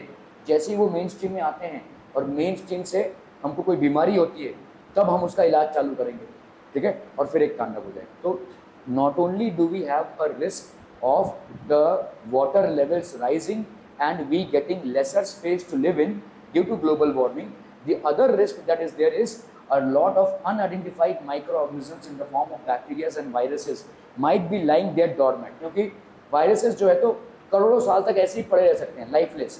मतलब वो जब तक उनको कोई बॉडी नहीं मिलती है लाइफ वाली, तब तक वो एक्टिव नहीं होते, तो ऐसे पड़े हुए, ठीक है, they are just millions of years से पड़े हुए। ये जब पिघल कर भाई साहब मेन स्ट्रीम वाटर में आ जाएंगे, वाटर बॉडीज में, तब वो हमारे बॉडी में भी आएंगे, और तब हमारे बॉडी में जो उपद्रव होगा उसके लिए शायद हम तैयार ना हो। ऑब्वियसली हम जितनी भी बीमारियों को जानते हैं उनका ही इलाज अभी तक ढूंढ पाए, कुछ का इलाज हम ढूंढ भी नहीं पाए, लेकिन ये तो हमारे लिए एक ऐसी बीमारी होगी जिसको हम जानते ही नहीं, we are not even aware of it, ठीक है। So that is another medical threat that we have. More than the threat of global warming is the threat that we will have to encounter many diseases through microorganisms which have been lying there dormant in these glaciers for a very long period of time, and we are not ready or prepared to handle this, ठीक है, all of a sudden। तो ये एक होगा। increase in temperature causes the melting of polar ice caps and glaciers। तो यहाँ पे जितने भी जीव जंतु हैं उनके लिए तो खतरा है ही, it's a threat for them, ठीक है। what else? resulting in a rise in sea level and submerging coastal areas। तो जितने भी coastal areas हैं they run a risk of getting submerged by rising sea levels, ठीक है, ये rising sea levels हो जाएंगे। Okay, let's come to sulfur dioxide। Now what is sulfur dioxide? तो sulfur dioxide भाई साहब acid rain produce करता है। Reaction in the atmosphere from H2SO4 and H3 atmospheric water molecules droplets of, ये आपने देखो जब आपका बारिश गिर रहा है तो यहाँ पे H2SO4 और HNO3 दोनों भी गिर रहा है, क्योंकि हमारे एटमॉस्फेयर में सल्फर डाइऑक्साइड रिलीज हो रहा है। जब बारिश गिरती है तो H2O है, ये H2O भाई साहब सल्फर डाइऑक्साइड के साथ रिएक्ट करके क्या बना रहा है? Sulphuric acid. तो हम जो बोलते हैं ना एसिड रेन, वो एसिड रेन भाई साहब इसमें गिर रहा है। अब जब एसिड रेन गिरता है तो यहाँ पे जितनी भी मछलियाँ होती हैं या जितने भी एक्वाटिक लाइफ होते हैं, they are expose to that threat and they start dying, धीरे धीरे मरने लगते हैं। क्योंकि भाई साहब उनका जो भाई अगर हमारे घर में कोई एसिड डाल दे तो हम मर जाएंगे, तो उनके यहाँ पे भी भाई साहब किसी ने एसिड डाल दिया है, तो ये lot of basically species, aquatic species die, they are not able to survive, ये एसिड रेन, ठीक है। सल्फर डाइऑक्साइड से ये खतरा है। Sulphur dioxide is released when coal is burn, ठीक है। Use of fossil fuels like petrol, diesel and coal also releases nitrogen, ठीक है। These gases react with oxygen and water vapour present in the air to produce dilute solutions of sulphuric acid and nitric acid, और इसी से बनता है हमारा acid rain. तो हमारे जितने भी वाहन हैं उनमें से थोड़ा थोड़ा मात्रा में sulphur dioxide, nitrogen dioxide release होता है, और यही भाई साहब एयर में रहता है। जब पानी बरसता है तो इसके साथ ये मिक्स हो ही जाएगा ऑब्वियसली, तो ये बन जाएगा acid and then it will fall and this can cause tremendous harm to aquatic life. हाँ भाई साहब बोलिए।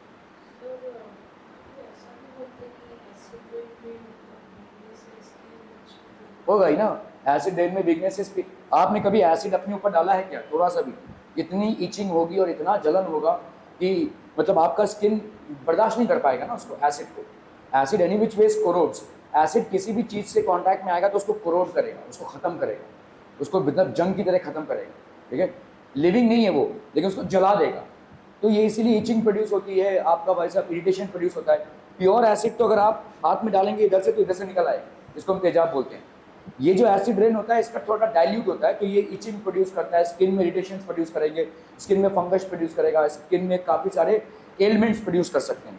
सो these are the impacts of acid rain, ठीक है। And until unless we control the amount of nitrogen dioxide and sulphur dioxide which we are continuously releasing in the atmosphere, ठीक है, we will not be able to control the outpour of nitric acid and sulfuric acid, ठीक है, clear है? Okay. So these acids fall down with rain making it acidic, which is known as acid rain. Acid rain damages, क्या क्या damage करता है भाई साहब? Plants को डैमेज करता है, ठीक है। आपके प्लांट्स के लिए भी ये सर्वाइव, क्योंकि प्लांट्स भाई साहब रूट्स से अब्जॉर्ब करते हैं और उसमें भाई साहब जाता है ये, ठीक है। It damages plants, it damages aquatic life, काफ़ी सारे एक्वेटिक लाइफ मर जाते हैं, बिकॉज अल्टीमेटली क्या होता है, ठीक है, अल्टीमेटली क्या हो जाएगा, ये जो आपका वाटर है वो क्या हो जाएगा, that will get contaminated and that will become a question of survival for them. बहुत सारे देखो, जैसे अगर आप मार्बल से, जैसे हमारा ताजमहल बना है, इसको बार बार उनको मेंटेन करना पड़ता है। ताजमहल के मेंटेनेंस में बहुत खर्चा होता है, क्यों? क्योंकि जहाँ भी बारिश होती है तो इसके ऊपर गिरता है और ये मार्बल्स जो हैं वो एसिड रेन से इम्पैक्ट होते हैं, they get decompose. Marble calcium carbonate होता है, तो उस पर अगर एसिड गिरेगा तो वो डिकम्पोज होगा, इट विल गेट डैमेज। तो बार बार उसको जहाँ से भी मार्बल निकला उसमें दूसरा मार्बल लगाना पड़ता है। So these are things. Okay, soot particles क्या होते हैं? धुआं जिसको हम बोलते हैं, ये जो धुआं, काला धुआं होता है, ये भाई साहब पूरे एनवायरनमेंट में फैल जाता है। So these are known as soot particles, ठीक है।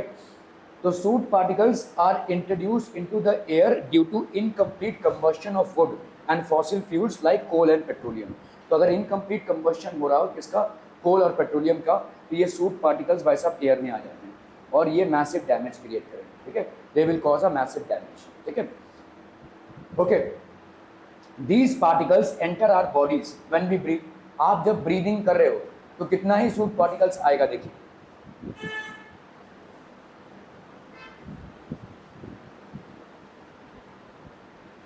ठीक है। These particles enter our bodies when we breathe. जब हम ब्रीदिंग कर रहे हैं तो ये हमारे बॉडी में एंटर होते हैं, ठीक है। ट्रिगर एस्थमा अटैक्स, बहुत सारे लोगों को जो एस्थमा है they basically gate, okay, cause wheezing, ठीक है, आपका वीजिंग प्रोड्यूस होता है, काफी ज्यादा छींकियां आती हैं आपको, ठीक है। कॉफिंग एंड रेस्पिरेटरी इरिटेशन, ये सारी चीजें प्रोड्यूस होती हैं, ठीक है। Conservation of fossil fuel, conservation of fossil fuels can be done by walking more. भाई आप गाड़ियों का कम इस्तेमाल करें, थोड़ा सा साइकिल चला लें, थोड़ा सा भाई साहब पैदल चल लें, ठीक है, तो ये आपका walking more, you can conserve fossil fuels, ठीक है। Okay, catch public transportation more often, आप ज़्यादा से ज़्यादा पब्लिक ट्रांसपोर्टेशन को यूज़ करें। जैसे अगर आप जाओगे स्वीडन में, ठीक है, Switzerland, sorry, Switzerland is known as one of the most beautiful countries in Europe, and the reason why it is known is because उसका कार्बन कंटेंट बहुत कम है, उसमें पोल्यूशन काफ़ी कम है। स्विट्जरलैंड में आपने अगर गाड़ी चलाना सीख भी लिया ना तो आपको लाइसेंस मिलना बहुत मुश्किल है। गाड़ी की इतनी ज़्यादा टेस्टिंग करवाएंगे वो आपसे और वो आपको फेल कर ही देंगे पर्पसली। आप मायूस हो जाएंगे, भाई साहब नहीं लेना है मुझे गाड़ी। आप बार बार ड्राइविंग टेस्ट फेल होते रहेंगे। एक बार अगर आप ड्राइविंग टेस्ट फेल होते हैं तो 1 साल लग जाएगा दूसरी बार ड्राइविंग टेस्ट में अपीयर करने के लिए। लोगों के 10-10 साल लग जाते हैं ड्राइविंग टेस्ट में, वो क्लियर ही नहीं हो पाती, उनको लाइसेंस नहीं मिलता है। यहाँ पे तो आपको गाड़ी चलाना भी नहीं आता होगा तो भी घर तक आपका लाइसेंस पहुँच जाएगा, है ना। सो स्विट्जरलैंड को इस तरह से मेंटेन किया। तो गवर्नमेंट क्या कर रही है, डिस्करेज कर रही है, ठीक है, कि लाइसेंस नहीं मिलेगा, गाड़ी खरीदनी है तो गाड़ी ऐसी पड़ी रहेगी, क्योंकि बिना लाइसेंस के आप गाड़ी नहीं चला सकते, ठीक है। तो गाड़ी कौन खरीदेगा? तो गाड़ियों की कमी है और इसीलिए गवर्नमेंट ने उसका प्लान भी क्या किया है, इतना ज़्यादा एफिशिएंट किया है वहाँ पे पब्लिक ट्रांसपोर्ट को कि लोग सिर्फ पब्लिक ट्रांसपोर्ट से इधर उधर जाते हैं। पॉपुलेशन वहाँ का कंट्रोल्ड है, हमारी तरह से गर्दी नहीं है भाई साहब, पॉपुलेशन कंट्रोल्ड है, तो बड़े आराम से भाई साहब मतलब आप उतरे और यहीं पे आपका घर है ऑलमोस्ट, ठीक है। सो आपका जो यू नो दिस पूरा जो नेटवर्क है ट्रांसपोर्ट का in terms of roads and railways, it's very efficient, ठीक है, जिसकी वजह से लोगों को भाई साहब गाड़ी खरीदने की जरूरत ही नहीं पड़ी, ठीक है। They are not compulsively feeling the need to get a vehicle. हमारे यहाँ पे भाई साहब दोनों तरफ से फेलियर है, गवर्नमेंट ने जितना भी गाड़ियाँ निकाला है वहाँ पे इतनी गर्दी है कि लोग बोलेंगे भाई साहब चलो हम अपनी गाड़ी से जाएंगे, अपनी गाड़ी ले ली भाई साहब, झोल झाल करके लाइसेंस भी ले लिया, चला रहे हैं भाई साहब रास्ते में, वहाँ पे भी जाम। तो everywhere we are basically stuck up. हमारे लिए कोई एक नया अच्छा प्लान बनाना बहुत मुश्किल है, because we are massive in terms of population and hence all efforts to control pollution will actually fail, ठीक है, क्योंकि हमारे नीड्स, बेसिक नीड्स ही पूरे नहीं हो रहे। ओके चलिए भाई साहब, ये तो अपन बहुत आसानी से कर सकते हैं, ठीक है। एक चीज जो by be energy conscious with your power in home, ठीक है। तो एनर्जी कॉन्शियस अगर हम होंगे भाई साहब, जब यूज नहीं हो रहा है कोई इलेक्ट्रिकल गैजेट या कॉम्पोनेंट तो स्विच ऑफ कर दीजिए, ठीक है। So this is something that can be done, okay. Conservation of fossil fuels can be done by use alternate sources of energy like tidal power. Tidal power मतलब waves का power होता है, इसको अगर हम यूज करें, ठीक है, okay. What else, wind energy अगर हम यूज करें, ठीक है। What else people, solar energy. So these are basically different formats of energy and nuclear energy. इन सब चीजों को अगर हम यूज करें, ठीक है, conservation of fossil fuels. Tidal power मतलब वेव्स की एनर्जी, जो समुद्र में जोर से वेव्स आते हैं, बहुत जोर से आते हैं, ठीक है, इनकी एनर्जी को हम यूज कर सकते हैं। विंड एनर्जी को यूज कर सकते हैं, सोलर एनर्जी को। एक और फॉर्मेट है जिसको अपन न्यूक्लियर एनर्जी बोलते हैं, ये थोड़ा सा रिस्की है। न्यूक्लियर एनर्जी हम बोल सकते हैं एनर्जी ऑफ फ्यूचर है, लेकिन इसके जो रेडिएशंस हैं ये थोड़े से खतरनाक हो सकते हैं, ठीक है। इसको अगर हमको हैंडल करना आ जाए, अगर हमने एक एफिशिएंट सिस्टम बना लिया, तो हमारा कोई भी ऐसा रिक्वायरमेंट एनर्जी का नहीं होगा जिसको हम पूरा नहीं कर सकते, ठीक है। मतलब एक बैलगाड़ी से लेकर भाई साहब एक एरोप्लेन तक हम न्यूक्लियर एनर्जी पे चला सकते हैं वेरी एफिशिएंटली, ठीक है, okay. To meet our energy and fuel needs, state the uses of natural gas, what are the limitations of fossil fuels. Natural gas आपके बहुत सारी चीज़ों में यूज हो सकता है, आपका सीएनजी आपका एक नेचुरल गैस है, कुकिंग में हो सकता है। What are the limitations of fossil fuels, they are exhaustible resources, they are formed by the decomposition of plants and animals under the sediments of the earth millions of years ago, and hence their resources are limited.